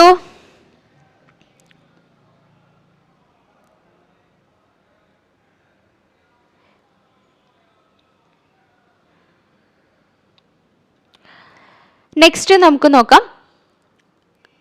conjugated bilirubin is next question നോക്കാം. Conjugated bilirubin is option A water soluble, option B water insoluble, option C partially soluble, option D lipid soluble. ഏതാണ് correct answer? Yes, conjugated bilirubin water soluble ആണ്. എന്താണ് ഈ bilirubin? എന്താണ് ഈ conjugated bilirubin? എന്താണ് unconjugated bilirubin? ഇത് നമ്മൾ detail ആയിട്ട് മനസ്സിലാക്കേണ്ടതുണ്ട് അല്ലേ. ബിലിറുബിൻ എന്ന് പറയുന്നത് നമ്മുടെ RBCൻ്റെ അല്ലെങ്കിൽ ഹീമോഗ്ലോബിൻ ബ്രേക്ക് ഡൗൺ ചെയ്തതിൻ്റെ എൻഡ് പ്രൊഡക്റ്റ് ആണ് ഈ ബിലിറുബിൻ എന്ന് പറയുന്നത്. സോ നമുക്കത് ആ ഒരു പാത്വേ ഹീമോഗ്ലോബിൻ കാറ്റബോളിസം ഒന്ന് ഡീറ്റെയിൽ ആയിട്ട് പറയാം. ഇപ്പോൾ നമ്മൾ RBC ലൈഫ് സൈക്കിൾ അല്ലെങ്കിൽ ലൈഫ് സ്പാൻ എന്ന് പറയുന്നത് 120 days ആണ്. ഈ 120 days കഴിഞ്ഞാൽ ആ ഒരു പ്രായമായിട്ടുള്ള RBCനെ നമ്മൾ മാക്രോഫേജസ് എൻഗൾഫ് ചെയ്തിട്ട് ഈ RBCന്ന് ഹീമോഗ്ലോബിൻ റിലീസ് ചെയ്യും. ഇങ്ങനെ ഈ ഹീമോഗ്ലോബിൻ റിലീസ് ചെയ്ത് കഴിഞ്ഞാൽ ഈ ഹീമോഗ്ലോബിൻ ഹീം പാർട്ടും ഗ്ലോബിൻ പാർട്ടായിട്ട് രണ്ടായിട്ട് മാറും, വീണ്ടും ഡിവൈഡ് ചെയ്യും. ഈ ഹീം പാർട്ടിലേക്ക് ഹീം ഓക്സിജനേസ് എന്ന് പറയുന്ന എൻസൈം ആക്ട് ചെയ്തിട്ട് ബിലിവേർഡിൻസ് ഫോം ചെയ്യും. ഹീമോഗ്ലോബിനിലെ ഹീമിൻ്റെ മുകളിലേക്ക് ആക്ട് ചെയ്യും? ഹീം ഓക്സിജനേസ് ആക്ട് ചെയ്തിട്ട് ബിലിവേർഡിന് ഫോം ചെയ്യും. ഈ ബിലിവേർഡിൻ്റെ മുകളിൽ വീണ്ടും ബിലിവേർഡിൻ റിഡക്ടേസ് എന്ന് പറയുന്ന എൻസൈം ആക്ട് ചെയ്തിട്ട് ബിലിറുബിൻ ഫോം ചെയ്യും. ഓക്കെ, ഇത് ബ്ലഡ് വെസൽസിൻ്റെ ഉള്ളിലാണ് നടക്കുന്നത്. അതായത് ബ്ലഡിലേക്ക് ഈ ബിലിറുബിൻ ഫോം ചെയ്യും. ഈ ബിലിറുബിൻ ഒരിക്കലും വാട്ടറിൽ സൊല്യൂബിൾ അല്ല. അതായത് ഫസ്റ്റ് RBCയിൽ ഉണ്ടാവുന്ന ഈ ബിലിറുബിൻ എന്ന് പറയുന്നത്, ഞാനിപ്പം ബിലിവേർഡിൽ നിന്നുണ്ടായ ബിലിറുബിൻ എന്ന് പറയുന്നത് ഒരു അൺകോൺജുഗേറ്റഡ് ബിലിറുബിനാണ്. ഈ അൺകോൺജുഗേറ്റഡ് ബിലിറുബിൻ വാട്ടറിൽ സൊല്യൂബിൾ അല്ല. ഇതിന് കോൺജുഗേഷൻ നടക്കണമെങ്കിൽ അത് ലിവറിലെത്തണം. ലിവറാണ് ഈ ബിലിറുബിനെ കോൺജുഗേറ്റ് ചെയ്യുന്നത്, വാട്ടറിൽ സൊല്യൂബിൾ ആക്കുന്നത്. സോ അങ്ങനെ ലിവറിലേക്ക് കൊണ്ടുപോകണമെങ്കിൽ ഇവിടെ ഒരു ബൈൻഡിങ് പ്രോട്ടീൻ വേണം, അതാണ് ആൽബുമിൻ. അൺകോൺജുഗേറ്റഡ് ആയിട്ടുള്ള ബിലിറുബിൻ ഈ ആൽബുമിനായിട്ട് ബൈൻഡ് ചെയ്തിട്ടാണ് ലിവറിലേക്ക് കോൺജുഗേഷന് വേണ്ടി എത്തുന്നത്. അങ്ങനെ കോൺജുഗേഷന് വേണ്ടി ലിവറിൽ എത്തിക്കഴിഞ്ഞാൽ ഈ ലിവർ എന്ത് ചെയ്യും? ഈ ബിലിറുബിനെ കോൺജുഗേറ്റ് ചെയ്യും. ആ ഒരു സ്റ്റെപ്പാണ് ഇവിടെ ഡീറ്റെയിൽ ആയിട്ട് കൊടുത്തിരിക്കുന്നത്. അൺകോൺജുഗേറ്റഡ് ബിലിറുബിൻ ഹെപ്പാറ്റോസൈറ്റിൽ എത്തിയിട്ട്, അതായത് ലിവറിൻ്റെ ഉള്ളിൽ എത്തിയിട്ട് കോൺജുഗേറ്റഡ് ബിലിറുബിനായിട്ട് മാറും. കോൺജുഗേറ്റഡ് ബിലിറുബിൻ ആവണമെങ്കിൽ അവിടെ പല സ്റ്റെപ്പുകളുണ്ട്. എന്താണ് ബിലിറുബിൻ? മോണോഗ്ലൂക്കറോണിക്, അതുപോലെ ഡൈഗ്ലൂക്കറോണൈഡ്, ഈ ഗ്ലൂക്കറോണിയുടെ ട്രാൻസ്ഫറേസ്, ഇതിൻ്റെ എൻസൈമിലാണ് ഈ കോൺജുഗേഷൻ നടക്കുന്നത്. സോ ഈ കോൺജുഗേറ്റഡ് ബിലിറുബിൻ എന്ന് പറയുന്നത് ബിലിറുബിൻ ഡൈഗ്ലൂക്കറോണൈഡ് ആണ്. ഡൈഗ്ലൂക്കറോണിഡേസിൻ്റെ എൻസൈമിൻ്റെ പ്രസൻസിൽ ബിലിറുബിൻ ഡൈഗ്ലൂക്കറോണൈഡ് ആയിട്ട് മാറും. ഇത് ഒരു അൺകോൺജുഗേറ്റഡ് ബിലിറുബിൻ അല്ല, ഒരു കോൺജുഗേറ്റഡ് ബിലിറുബിനാണ്. ഇത്ര നിങ്ങൾ മനസ്സിലാക്കി വെച്ചാൽ മതി. അൺകോൺജുഗേറ്റഡ് ബിലിറുബിൻ ലിവറിലെത്തി, ലിവർ അതിനെ കോൺജുഗേറ്റ് ചെയ്തിട്ട് ഒരു കോൺജുഗേറ്റഡ് ബിലിറുബിനാക്കി മാറ്റും. കോൺജുഗേറ്റഡ് ബിലിറുബിൻ വാട്ടറിൽ സൊല്യൂബിൾ ആണ്. ഓക്കെ, വാട്ടറിൽ സൊല്യൂബിൾ ആണ്. ഇതായിരുന്നു നമ്മുടെ ക്വസ്റ്റ്യൻ. കോൺജുഗേറ്റഡ് ബിലിറുബിൻ വാട്ടറിൽ സൊല്യൂബിൾ ആണ്. ഇപ്പം ലിവറിൽ നിന്ന് അത് ബൈലിലേക്ക് റിലീസ് ചെയ്തിട്ട് നമ്മൾ ആ ബിലിയറി ട്രാക്ട് വഴി എവിടെ എത്തും? നമ്മുടെ ഇൻഡസ്റ്റൈനിൽ എത്തും അല്ലേ? നമുക്കറിയാം ലിവറിന്ന് ബിലിയറി ട്രാക്ട് അത് പാൻക്രിയാറ്റിക് ഡക്റ്റുമായിട്ട് കമ്പൈൻ ചെയ്തിട്ട് നേരെ ഇൻഡസ്റ്റൈനിലേക്കാണ് വരുന്നത്. ഇൻഡസ്റ്റൈനിൽ ബിലിയറി ട്രാക്ട് വഴി അത് ഇൻഡസ്റ്റൈനിലെത്തും. ഇൻഡസ്റ്റൈനിൽ നിന്ന് ഈ യൂറോബിലിനോജൻ എന്തായിട്ട് മാറും? ബിലിറുബിൻ യൂറോബിലിനോജനായിട്ട് മാറും. കാരണം നമ്മൾ ഇൻഡസ്റ്റൈനിലുള്ള ബാക്ടീരിയൽ ഫ്ലോറാസ് ഈ ബിലിറുബിനെ യൂറോബിലിനോജനായിട്ട് എന്താക്കുന്നുണ്ട്? കൺവേർട്ട് ചെയ്യുന്നുണ്ട്. ഈ കൺവേർട്ട് ചെയ്തതിന് ശേഷം ഇത് കുറച്ച് ഇപ്പോൾ ഇൻഡസ്റ്റൈനിലാണുള്ളത്. അപ്പോൾ ഇൻഡസ്റ്റൈൻ്റെ ഭാഗത്ത് അത് അടുത്ത് കഴിഞ്ഞാൽ ഫീസസ് ആയിട്ടാണ് ഇൻഡസ്റ്റൈനിലുള്ള സാധനം പുറത്തേക്ക് പോകുന്നത്. അപ്പോൾ ഈ യൂറോബിലിനോജൻ കുറച്ച് സ്റ്റെർക്കോബിലിനോജനായിട്ട് ഫീസസിലൂടെ പാസ് ചെയ്യും. ബാക്കിയുള്ളത് തിരിച്ച് പോർട്ടൽ വെയിനിൽ കൂടെ അല്ലെങ്കിൽ നമ്മളുടെ ബ്ലഡ് വെസൽസിലൂടെ നമ്മളുടെ ഇങ്ങോട്ട് പോവും, ലിവറിലേക്ക് തന്നെ പോവും. അവിടുന്ന് വീണ്ടും ബ്ലഡ് വെസൽസിലേക്ക് പോവും. അവിടുന്ന് വീണ്ടും നമ്മളെ കിഡ്നീസിലേക്ക് പോവും. ബ്ലഡ് വെസൽസിലുള്ള സാധനങ്ങളൊക്കെ കിഡ്നിയിൽ കൂടെയാണ് അരിച്ചു പോകുന്നത് അല്ലേ? ആ യൂറോബിലിനോജൻ കുറച്ച് കിഡ്നിയിലൂടെ യൂറിനിൽ കൂടെ എക്സ്ക്രീറ്റ് ചെയ്തു പോകും. ഇൻഡസ്റ്റൈനിലുള്ള യൂറോബിലിനോജൻ കുറച്ച് സ്റ്റെർക്കോബിലിനോജനായി ഫീസസിലൂടെയും പോവും. കുറച്ച് ബ്ലഡിലേക്ക് തിരിച്ചു കയറിയിട്ട് യൂറിൻ വഴി യൂറോബിലിനോജൻ ആയിട്ട് തന്നെ യൂറിനിലൂടെയും പോവും. സോ ഇപ്പോൾ നമുക്ക് ഓരോന്നും ഇപ്പോൾ യൂറോബിലിനോജൻ കൂടുന്ന കണ്ടീഷനും ബിലിറുബിൻ നമ്മുടെ ബ്ലഡിൽ കൂടുന്നതും യൂറിനിൽ കൂടുന്ന കണ്ടീഷനൊക്കെ നമുക്ക് പല അസുഖങ്ങളെയും ഡയഗ്നോസ് ചെയ്യാനാണ്. മെയിൻലി നിങ്ങൾ ജോണ്ടിസ് കേട്ടിട്ടുണ്ടാവും. Pre hepatic jaundice, hepatic jaundice, post hepatic jaundice എന്നൊക്കെ പറഞ്ഞിട്ട്. അപ്പോൾ അതിനെ ഡയഗ്നോസ് ചെയ്യാൻ ഈ യൂറോബിലിനോജൻ ബിലിറുബിൻ എന്ന് പറയുന്നത് ഇമ്പോർട്ടൻറ്റ് ഫാക്ടറാണ്. അതായത് ഇപ്പോൾ ഒരു പ്രീ ഹെപ്പാറ്റിക് ജോണ്ടിസ് എന്ന് പറഞ്ഞാൽ നമ്മൾ ലിവറിലേക്ക് എത്തുന്നതിൻ്റെ മുന്നേ ഉള്ള സ്റ്റേജാണ് പ്രീ ഹെപ്പാറ്റിക്. ഹെപ്പാറ്റിക്കിൻ്റെ മുന്നേ ഉള്ള സ്റ്റേജിൽ എന്തെങ്കിലും പ്രശ്നം വരികയാണ്, അതായത് RBC കൂടുതലായിട്ട് ഹീമോലൈറ്റിക് അനീമിയ പോലെയുള്ള കണ്ടീഷൻ. അങ്ങനെയുള്ള കേസിൽ കൂടുതലായിട്ട് ബിലിറുബിൻ ഫോം ചെയ്യും. അങ്ങനെ ഉണ്ടാവുന്ന ബിലിറുബിൻ എന്തായിരിക്കും? ലിവറിൽ എത്തുന്നതിൻ്റെ മുന്നേ കൂടുതലായിട്ട് ബിലിറുബിൻ ഉണ്ടാവുകയാണെങ്കിൽ അത് അൺകോൺജുഗേറ്റഡ് ബിലിറുബിൻ ആണ്. ആ പ്രീ ഹെപ്പാറ്റിക് ജോണ്ടിസിൻ്റെ കേസിൽ അൺകോൺജുഗേറ്റഡ് ബിലിറുബിൻ ആണ് കൂടുന്നത്. ഇനി നമ്മളുടെ പ്രശ്നം ലിവറിനാണെങ്കിൽ ലിവറിൻ്റെ സെൽസിൽ പ്രശ്നം ഉണ്ടായിട്ടാണ് ബിലിറുബിൻ കൂടുന്നതെങ്കിൽ അല്ലെങ്കിൽ ജോണ്ടിസ് ഉണ്ടാവുന്നതെങ്കിൽ, ജോണ്ടിസ് കണ്ടീഷൻ നമ്മൾ ബിലിറുബിൻ്റെ ലെവൽ കൂടിയിട്ടാണ് ഉണ്ടാവുന്നത് അല്ലേ? നമ്മുടെ സ്കിന്നിലൊക്കെ ഡിസ്കളറേഷൻ ഉണ്ടാകുന്ന കണ്ടീഷനെയാണ് ജോണ്ടിസ് എന്ന് പറയുന്നത്. ലിവറിൻ്റെ പ്രശ്നം കാരണമാണ് ജോണ്ടിസ് ഉണ്ടാവുന്നതെങ്കിൽ അത് നമ്മുടെ കോൺജുഗേഷനെ എഫക്റ്റ് ചെയ്യും. സോ അവിടെ രണ്ട് തരത്തിലുള്ള ബിലിറുബിനും കൂടും. കോൺജുഗേറ്റഡ് ബിലിറുബിനും കൂടും, അൺകോൺജുഗേറ്റഡ് ബിലിറുബിനും കൂടുന്നുണ്ട്. എന്നാൽ ലിവർ കോൺജുഗേഷൻ ഒക്കെ ചെയ്തു, അതിനൊന്നും ഒരു പ്രശ്നവുമില്ല, അതിൻ്റെ മുന്നേയും പ്രശ്നമില്ല. പക്ഷേ ഈ ഒരു ലിവറിന്ന് ബിലിറുബിൻ, കോൺജുഗേറ്റ് ആയിട്ടുള്ള ബിലിറുബിൻ പിന്നെ നമ്മൾ ഇൻഡസ്റ്റൈനിലേക്ക് എത്തുന്ന അവിടെയൊക്കെയാണ് ഒബ്സ്ട്രക്ഷൻ ഉണ്ടായിട്ട് മര്യാദയ്ക്ക് പോകുന്നില്ല എങ്കിൽ അവിടെ കൂടുന്നത് ഏതായിരിക്കും? കോൺജുഗേറ്റഡ് ആണ്. കാരണം ഓൾറെഡി ലിവർ കോൺജുഗേറ്റ് ചെയ്തു, അതിനുശേഷമാണ് പ്രശ്നം വരുന്നത്. സോ അവിടെ കൂടുന്ന ബിലിറുബിൻ ഏതാണ്? കോൺജുഗേറ്റഡ് ബിലിറുബിൻ ആണ്. സോ പ്രീ ഹെപ്പാറ്റിക്കിൽ അൺകോൺജുഗേറ്റഡ് ബിലിറുബിനും ഹെപ്പാറ്റിക്കിൽ conjugated bilirubin and unconjugated bilirubin കൂടും. ഒബ്സ്ട്രക്റ്റീവ് ജോണ്ടിസിൽ ഏത് ബിലിറുബിനാണ് കൂടുന്നത്?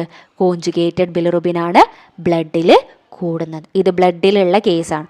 പിന്നെ ഒരു കാര്യം ഓർത്ത് വെച്ചാൽ മതി, കോൺജുഗേറ്റഡ് ബിലിറുബിൻ ആണ് വാട്ടർ സൊല്യൂബിൾ. കോൺജുഗേറ്റഡ് ബിലിറുബിൻ മാത്രമേ യൂറിനിലൂടെ പോവുള്ളൂ. വാട്ടറിൽ സൊല്യൂബിൾ ആയിട്ടുള്ളത് കോൺജുഗേറ്റഡ് ബിലിറുബിൻ ആണ്, അത് മാത്രമേ യൂറിനിലൂടെ പോകുന്നു. എവിടെയാണോ കോൺജുഗേറ്റഡ് ബിലിറുബിൻ കൂടുന്നത് ആ കേസിൽ യൂറിനിൽ ബിലിറുബിൻ കാണാൻ പറ്റും. അപ്പോൾ എവിടെയൊക്കെ കാണാൻ പറ്റും? കോൺജുഗേറ്റഡ് ബിലിറുബിൻ വരുന്നത് എവിടെയാണ്? കൂടുന്നത് എവിടെയാണ്? ഹെപ്പാറ്റിക്കിലും കൂടുന്നുണ്ട്, ഒബ്സ്ട്രക്റ്റീവിലും കൂടുന്നുണ്ട്. ഈ രണ്ട് കേസിലും എന്തുണ്ട്? യൂറിനിൽ ബിലിറുബിൻ കൂടുന്നുണ്ട്, അല്ലെങ്കിൽ യൂറിനിൽ ബിലിറുബിൻ കാണാൻ പറ്റും. മറ്റേ പ്രീ ഹെപ്പാറ്റിക്കിൽ അവിടെ അൺകോൺജുഗേറ്റഡ് ബിലിറുബിൻ ആണ് കൂടുന്നത്, അത് വാട്ടറിൽ സൊല്യൂബിൾ അല്ല, അതുകൊണ്ട് യൂറിനിൽ കാണാനും പറ്റില്ല. അത് ഓർത്ത് വെക്കണം. സോ ഇതാണ് ഈ ബിലിറുബിനെ കുറിച്ചിട്ട്, ബിലിറുബിൻ റിലേറ്റഡ് ആയിട്ട് കുറച്ച് കാര്യങ്ങൾ പറയാനുള്ളത് കേട്ടോ. ബിലിറുബിനെ ബൈൻഡ് ചെയ്യുന്ന പ്രോട്ടീൻ ആൽബുമിൻ ആണ്, കോൺജുഗേഷൻ നടക്കുന്നത് എവിടെയാണ്, അങ്ങനെയുള്ള കാര്യങ്ങളൊക്കെ ഒന്ന് നോട്ട് ചെയ്ത് വെക്കുക. So next question, synthesis of glucose from non carbohydrate source known as? Option A, gluconeogenesis. Option B, glycolysis. Option C, glycogenesis. Option D, glycogenolysis. Correct answer gluconeogenesis. ഇതിലുള്ള എല്ലാ വേർഡ്സും നമ്മൾ ഒന്ന് പഠിച്ചു വെക്കണം, എന്താന്നുള്ളത് മാറിപ്പോവുകയും ചെയ്യരുത്. നോക്കാം, നമുക്ക് സിമ്പിളായിട്ടുള്ള ഒരു റെപ്രസെൻറ്റേഷൻ ഇവിടെ കൊടുത്തിട്ടുണ്ട്. ഗ്ലൂക്കോസ്, ഗ്ലൈക്കോജൻ, ലാക്റ്റേറ്റ്, ഇത്രയാണ് പറയുന്നത്. ഫസ്റ്റ് നമ്മൾ പറയുന്നത് ഗ്ലൂക്കോസിൻ്റെ മെറ്റബോളിസം. ഗ്ലൂക്കോസ് മെറ്റബോളൈസ് ചെയ്തിട്ട് ലാക്റ്റേറ്റും പൈറുവേറ്റും ആവുന്നതിനെയാണ് നമ്മൾ ഗ്ലൈക്കോളൈസിസ് എന്ന് പറയുന്നത്. നമ്മൾ കഴിക്കുന്ന ഗ്ലൂക്കോസ് നമ്മൾ ബ്ലഡിൽ എത്തിയിട്ട് സെൽസിൻ്റെ ഉള്ളിൽ എത്തിയിട്ട് അത് മെറ്റബോളൈസ് ചെയ്തിട്ട് ലാക്റ്റേറ്റും പൈറുവേറ്റും ആവുന്നതിനെയാണ് നമ്മൾ ലാക്റ്റേറ്റ് ഓർ പൈറുവേറ്റ് ആവുന്നതിനെയാണ് നമ്മൾ എന്ത് പറയുന്നത്? Glycolysis. Glucose to lactate or pyruvate. Okay, so ഇനി ഈ ലാക്റ്റേറ്റ് നമുക്ക് നമ്മളുടെ ബോഡിയിൽ ഗ്ലൂക്കോസ് ഇല്ലാത്ത കേസിൽ, നമ്മൾ ഗ്ലൂക്കോസ് എടുക്കുന്നില്ല, ആ ഒരു സമയത്ത് നമ്മളുടെ ബോഡിക്ക് ഗ്ലൂക്കോസ് ആവശ്യമായിട്ട് വരുമ്പോൾ, തീരെ ഗ്ലൂക്കോസ് ഇല്ല, അതിൻ്റെ സ്റ്റോറേജ് ഫോമിലൊന്നും ഇല്ലെങ്കിൽ ചിലപ്പോൾ നോൺ കാർബോഹൈഡ്രേറ്റ് സോഴ്സിൽ നിന്ന് ഗ്ലൂക്കോസ് ഉണ്ടാവും. നമ്മൾ കഴിക്കുന്നത് ഫാറ്റ് ആണെങ്കിൽ കൂടി ആ ഫാറ്റിൽ നിന്ന് ഗ്ലൂക്കോസിനെ ഉണ്ടാക്കാൻ പറ്റും. അല്ലെങ്കിൽ ഈ ലാക്റ്റേറ്റ് നോക്കി ഗ്ലൂക്കോസിനെ തിരിച്ചുണ്ടാക്കുകയാണെങ്കിൽ അതിനെയാണ് ഗ്ലൂക്കോനിയോജെനസിസ് എന്ന് പറയുന്നത്. നോൺ കാർബോഹൈഡ്രേറ്റ് സോഴ്സിൽ നിന്ന് ഗ്ലൂക്കോസിനെ ഉണ്ടാക്കുകയാണെങ്കിൽ അത് ഗ്ലൂക്കോനിയോജെനസിസ്. ഗ്ലൂക്കോസ് മെറ്റബോളൈസ് ചെയ്ത് ലാക്റ്റേറ്റ് ആവുകയാണെങ്കിൽ അത് ഗ്ലൈക്കോളൈസിസ്. ആ ലാക്റ്റേറ്റിൽ നിന്ന് തിരിച്ച് ഗ്ലൂക്കോസ് ഉണ്ടാവുകയാണെങ്കിൽ അത് ഗ്ലൂക്കോനിയോജെനസിസ് എന്നാണ് പറയുന്നത്. ഇനി ഗ്ലൈക്കജൻ റിലേറ്റഡ് ആയിട്ടാണ് വരുന്നത്. ഗ്ലൈക്കജൻ ഉണ്ടാവുകയാണെങ്കിൽ ഗ്ലൈക്കജെനസിസ്. ജെനസിസ് എന്ന് പറഞ്ഞാൽ ഫോർമേഷനാണ്, അത് ആലോചിച്ചാൽ മതി. ജെനസിസ് എന്ന് പറഞ്ഞാൽ ഫോർമേഷനാണ്. ഗ്ലൂക്കോനിയോജെനസിസ് എന്ന് പറയുമ്പോൾ പുതിയ ഗ്ലൂക്കോസ് ഉണ്ടാവുന്നു. എവിടുന്ന് ഉണ്ടാവുന്നു? ഫാറ്റ് നിന്നുണ്ടാവും, അല്ലെങ്കിൽ നോൺ കാർബോഹൈഡ്രേറ്റ് സോഴ്സ് നിന്നുണ്ടാവും. ഗ്ലൈക്കോജെനസിസ് എന്ന് പറയുമ്പോൾ ഗ്ലൈക്കജൻ ഉണ്ടാവുന്നു. എവിടുന്ന് ഉണ്ടാവുന്നു? ഗ്ലൂക്കോസ്. ഗ്ലൂക്കോസ് നമ്മുടെ സ്റ്റോറേജ് ഫോം ഓഫ് ഗ്ലൂക്കോസ് എന്ന് പറയുന്നത് ഗ്ലൈക്കോജൻ ആണ് അല്ലേ. ഗ്ലൂക്കോസ് ഗ്ലൈക്കോജൻ ഉണ്ടാവുകയാണെങ്കിൽ ഗ്ലൈക്കോജെനസിസ്. ലൈസിസ് എന്ന് പറഞ്ഞാൽ അത് ബ്രേക്ക് ഡൗൺ ചെയ്യുകയാണ്. അപ്പോൾ ഗ്ലൈക്കോജനോ ലൈസിസ് എന്ന് ഓർത്ത് വെക്കുക. ലൈസിസ് എന്ന് പറഞ്ഞാൽ ബ്രേക്ക് ഡൗൺ ചെയ്തു. ഗ്ലൈക്കജൻ ആണ് ഇവിടെ എന്ത് ചെയ്യുന്നത്? ലൈസിസ് ചെയ്യുന്നത്, ബ്രേക്ക് ഡൗൺ ചെയ്യുന്നത്. ഗ്ലൈക്കജൻ ലൈസിസ് ചെയ്താൽ എന്താ ഉണ്ടാവുക? ഗ്ലൂക്കോസ്. അപ്പോൾ നമുക്ക് ബ്ലഡിൽ ഗ്ലൂക്കോസ് ഇല്ലാത്ത സമയത്ത് ഗ്ലൈക്കോജൻ ബ്രേക്ക് ഡൗൺ ചെയ്ത് ഗ്ലൂക്കോസ് ആവും. ആ സ്റ്റെപ്പാണ് ഏത്? ഗ്ലൈക്കോജനോലൈസിസ് എന്ന് പറയുന്നത്. ഗ്ലൈക്കോജൻ ലൈസിസ് ചെയ്ത് ഗ്ലൂക്കോസ് ആവുക. ഗ്ലൈക്കോജൻ ഉണ്ടാവുകയാണെങ്കിൽ ഗ്ലൈക്കോജെനസിസ് ആണ്. ഗ്ലൂക്കോസ് പുതിയതായിട്ട് ഉണ്ടാവുകയാണെങ്കിൽ ഗ്ലൂക്കോനിയോജെനസിസ് ആണ്. ഗ്ലൈക്കോലൈസിസ് എന്ന് പറഞ്ഞാൽ ഗ്ലൂക്കോസ് ബ്രേക്ക് ഡൗൺ ചെയ്യാണ്. ക്ലിയർ ആണല്ലോ? ഓക്കെ, സോ അതിൻ്റെ ഒരു റെപ്രസെൻറ്റേഷനും കൂടിയാണ് ഇവിടെ കൊടുത്തിരിക്കുന്നത്. സെയിം നമ്മൾ പറഞ്ഞ കാര്യം തന്നെ. Last question, the characteristic feature of respiratory acidosis. Option A, primary deficiency of alkali. Option B, primary excess of bicarbonate. Option C, primary excess of carbonic acid. Option D, primary deficiency of bicarbonate. Correct answer വരുന്നത് primary deficiency of bicarbonate. അതായത് ഇവിടെ നിങ്ങൾ കൃത്യമായിട്ട് അറിഞ്ഞിരിക്കണം എന്താണ് ഈ respiratory acidosis, എന്താണ് ഈ metabolic acidosis, alkalosis. Respiratory alkalosis എന്താണ്, മെറ്റബോളിക് ആൽക്കലോസിസ് എന്താണ്, അവിടേക്ക് ഏതൊക്കെ പാരാമീറ്റർ ആണ് കൂടുന്നത്, എന്ത് കാരണമാണ് അത് വരുന്നത്. കാരണം ഈ ഒരു ഏരിയയിൽ നിന്ന് എല്ലാ ക്വസ്റ്റ്യൻ പേപ്പറിലും ക്വസ്റ്റ്യൻസ് കാണാറുണ്ട്. ഒരേ ക്വസ്റ്റ്യൻ അല്ല, ഡിഫറെൻറ്റ് ഏരിയയിൽ നിന്ന് ക്വസ്റ്റ്യൻ ചോദിക്കാറുണ്ട്. അപ്പോൾ നമുക്ക് ഡീറ്റെയിൽ ആയിട്ട് നോക്കാം. ഫസ്റ്റ് നമ്മൾ നോക്കുന്നത് എന്താണ്? അസിഡോസിസ്. ഓക്കെ, അസിഡോസിസ് എന്ന് പറഞ്ഞാൽ എന്താണ്? ആസിഡ് കൂടുകയാണ്. ആസിഡ് കൂടുക എന്ന് പറയുമ്പോൾ അസിഡിക് ആവുക, നമ്മൾ ബ്ലഡ് അസിഡിക് ആവുക എന്ന് പറയുമ്പോൾ pH കുറയുക. അതാദ്യം മനസ്സിലാവുക. ആൽക്കലോസിസ് എന്ന് പറയുമ്പോൾ pH കൂടുക. ഈ രണ്ട് കാര്യം ക്ലിയർ ആക്കി വെക്കുക. ഇനി എന്താണ് മെറ്റബോളിക് അസിഡോസിസ് എന്ന് നോക്കുക. Metabolic acidosis occur when too much acid is produced by the body or too much bicarbonate which is lost.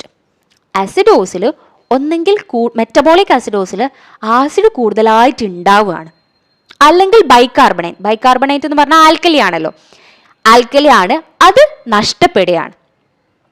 നമ്മുടെ ക്വസ്റ്റ്യൻ എന്തായിരുന്നു? സെയിം ഇത് റെസ്പിറേറ്ററി അസിഡോസിസ് ആണ് ചോദിച്ചത്. ഓക്കെ, മെറ്റബോളിക് അസിഡോസിസ് എന്ന് പറയുമ്പോൾ ആസിഡ് കൂടുതലായിട്ട് ഉണ്ടാവേ അല്ലെങ്കിൽ ആൽക്കലി നഷ്ടപ്പെടുകയാണ് ചെയ്യുന്നത്. അത് ക്ലിയർ ആണെന്ന് വിചാരിക്കുന്നു. ഓക്കെ, ഇനി രണ്ടാമത്തേത് റെസ്പിറേറ്ററി അസിഡോസിസിൽ എന്താണെന്ന് വെച്ചാൽ, അല്ലെങ്കിൽ നമുക്ക് മെറ്റബോളിക് ആൽക്കലോസിസ് നോക്കാം. മെറ്റബോളിക് ആൽക്കലോസിസ് അപ്പോൾ നേരെ ഓപ്പോസിറ്റ് ആയിരിക്കും അല്ലേ. അവിടെ കൂടുതലായിട്ട് ഉണ്ടാവുന്നത് ഏതായിരിക്കും? യെസ്, ഒന്നെങ്കിൽ ബൈകാർബണേറ്റ് കൂടുതലായിട്ട് ഉണ്ടാവും, അതായത് ആൽക്കലി കൂടുതലായിട്ട് ഉണ്ടാവുന്നു, ആസിഡ് ലോസ് ചെയ്യുന്നു. ഓപ്പോസിറ്റ് പഠിച്ചു വെച്ചാൽ മതി. അതായത് മെറ്റബോളിക് ആസിഡോസിസിൽ കൂടുതലാവുന്നത് ആസിഡാണ്. അപ്പോൾ ഒന്നുകിൽ ആസിഡ് കൂടുതലായിട്ടുണ്ടാവും, ബൈകാർബണേറ്റ് അത് ബേസ് ആണ്, അത് നഷ്ടപ്പെടും. മെറ്റബോളിക് ആൽക്കലോസിസ് ആൽക്കലി കൂടുതലായിട്ടുണ്ടാവും, അതായത് ബൈകാർബണേറ്റ്, അല്ലെങ്കിൽ ആസിഡ് ലോസ് ആയിട്ട് പോകും. ക്ലിയർ ആണെന്ന് വിചാരിക്കും. ഇനി റെസ്പിറേറ്ററിയിലേക്ക് വരിക. റെസ്പിറേറ്ററി എന്ന് പറയുമ്പോൾ തന്നെ നമുക്കറിയാം ലങ് റിലേറ്റഡ് ആണ്. റെസ്പിറേറ്ററി ആസിഡോസിസിൽ occur when breathing disorder related ആയിട്ടായിരിക്കും. It affect body's ability to breathe out carbon dioxide leading to too much acid in the blood. ഇവിടെ കൂടുതലായിട്ട് ഓക്സിജൻ മീൻസ് കാർബൺ ഡൈ ഓക്സൈഡിനെ പുറത്ത് വിടാൻ പറ്റുന്നില്ല. റെസ്പിറേറ്ററി ആസിഡോസിൽ എന്താണ്, കാർബൺ ഡൈ ഓക്സൈഡിന് ബ്രീത്തിങ് പ്രോബ്ലം ഉണ്ടായിട്ട് പുറത്തേക്ക് വിടാൻ പറ്റുന്നില്ല. അങ്ങനെ നമ്മുടെ ബ്ലഡിൽ ഈ ആസിഡ്, കാർബോണിക് ആസിഡ് ഒക്കെ കൂടുകയാണ് ചെയ്യുന്നത്.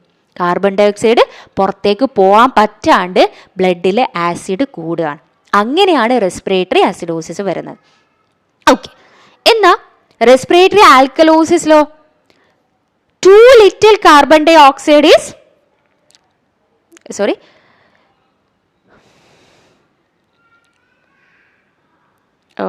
alkalosis happen where is too little carbon dioxide in the blood and lungs breathe out too much carbon dioxide.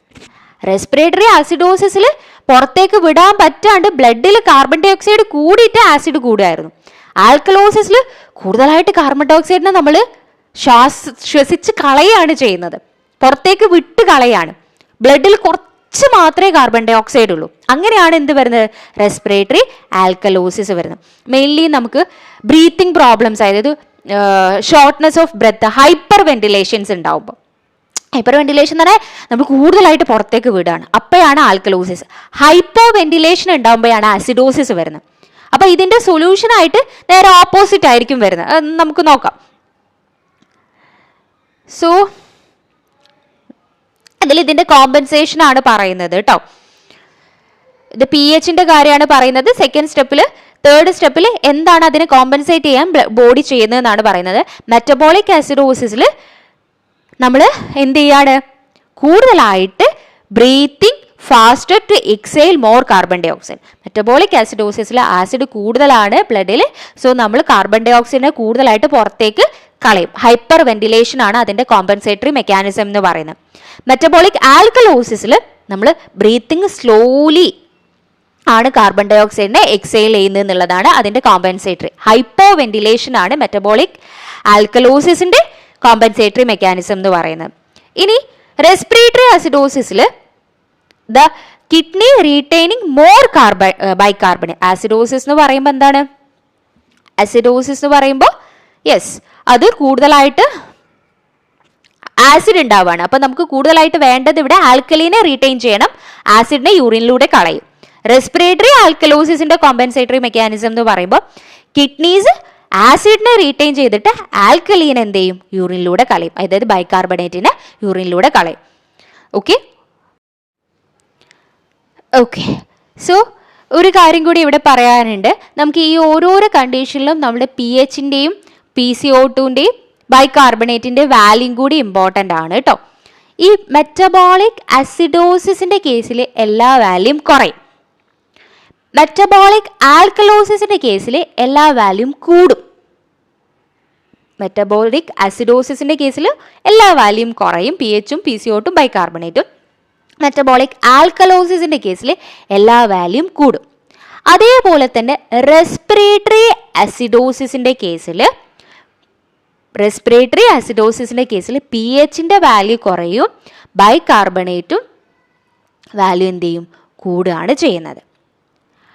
Respiratory ആൽക്കലോസിസിൻ്റെ കേസിൽ PHൻ്റെ വാല്യൂ കൂടും, ബൈകാർബണേറ്റിൻ്റെ വാല്യൂ എന്ത് ചെയ്യും, കുറയാണ് ചെയ്യുന്നത്. സോ ഈ ഒരു കാര്യം കൂടി നിങ്ങൾ നോട്ട് ചെയ്ത് വെക്കണം. സോ ഇത്രയും കാര്യങ്ങളാണ് നമ്മൾ ഇന്നത്തെ വീഡിയോയിൽ ഡിസ്കസ് ചെയ്യുന്നത്. നമ്മൾ ഓരോ ഏരിയയും ഡീറ്റെയിൽ ആയിട്ട് ഡിസ്കസ് ചെയ്തിട്ടുണ്ട്. വെറുതെ നിങ്ങൾ ആ ക്വസ്റ്റ്യൻ മാത്രം നോക്കി പോകരുത്, നമ്മൾ പറഞ്ഞ കാര്യമെല്ലാം പഠിക്കണം.